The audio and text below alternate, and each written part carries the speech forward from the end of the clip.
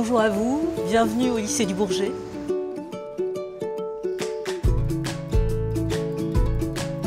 Nous sommes dans le lycée du Bourget qui est une double structure en fait, un lycée général et technologique et en même temps une structure qui accueille des élèves qui font un retour à la scolarité, des élèves dits décrocheurs qui reviennent donc dans l'institution scolaire et qui sont accueillis dans le cadre de ce qu'on appelle des micro-lycées. Et je pense qu'on ne peut pas penser le climat scolaire sans penser aussi au cadre de vie des élèves. C'est extrêmement important parce qu'un lieu où on se sent bien, c'est un lieu aussi qu'on va respecter, c'est un lieu aussi où on va pouvoir effectivement développer des pratiques et une sociabilité qui vont permettre aussi une meilleure intégration des élèves en fait.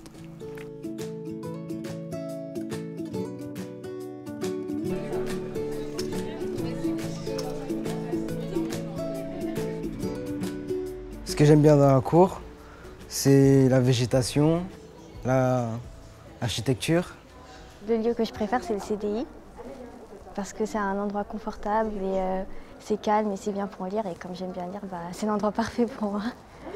J'ai visité le lycée, j'ai vu qu'il y avait même une radio, plusieurs choses qui pouvaient nous aider à avancer dans ce lycée.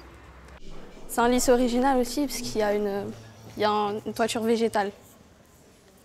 Et du ciel, on peut voir, et c'est très beau.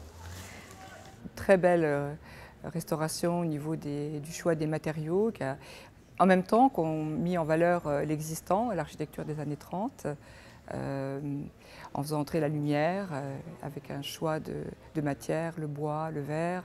On a essayé de garder le plus possible les proportions du bâtiment existant, avec une particularité qui est que toutes les pièces, que ce soit la canopée ou les logements de fonction qui sont des extensions contemporaines, sont carrément en ossature et structure bois, c'est-à-dire un matériau complètement différent et beaucoup plus léger et décollé pour laisser l'intégrité du patrimoine existant s'exprimer normalement. Alors là, nous nous trouvons sur une pièce complémentaire là, du programme du lycée et sur lequel on a implanté un certain nombre de dispositifs environnementaux, éoliennes comme ça que vous voyez, hélicoïdales, qui ne tournent pas là aujourd'hui et qui en fait emmagasinent de l'électricité dans des batteries et qui permet d'alimenter toute la partie éclairage extérieur de la cour. Je dirais aujourd'hui, c'est la performance de l'existant a nettement améliorée, bien sûr, puisque à l'époque, il n'y avait pas ces préoccupations. Donc on bloque toutes les déperditions, etc. Et en même temps, on vient par la rétention d'eau, par la ventilation, par l'électricité, l'énergie durable éolienne, on vient compléter et rendre encore plus écologique là, ce bâtiment dans la ville. Cette contrainte environnementale est intégrée dans l'exécution.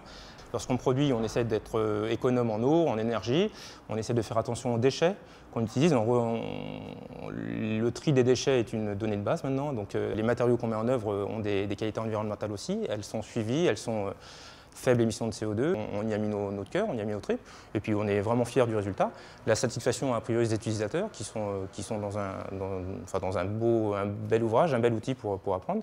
Donc non, on est très fiers du bâtiment construit. C'est rare qu'on fasse de nouveaux lycées, donc qui correspond à un besoin, une nécessité dans un secteur qui va être un secteur capital du Grand Paris futur. On a avec cette société, la SAER, la certitude qu'elle travaille vraiment dans l'esprit du service public que nous souhaitons et avec le souci de faire des lycées non seulement un bâtiment, mais un lieu d'épanouissement, un lieu d'avenir.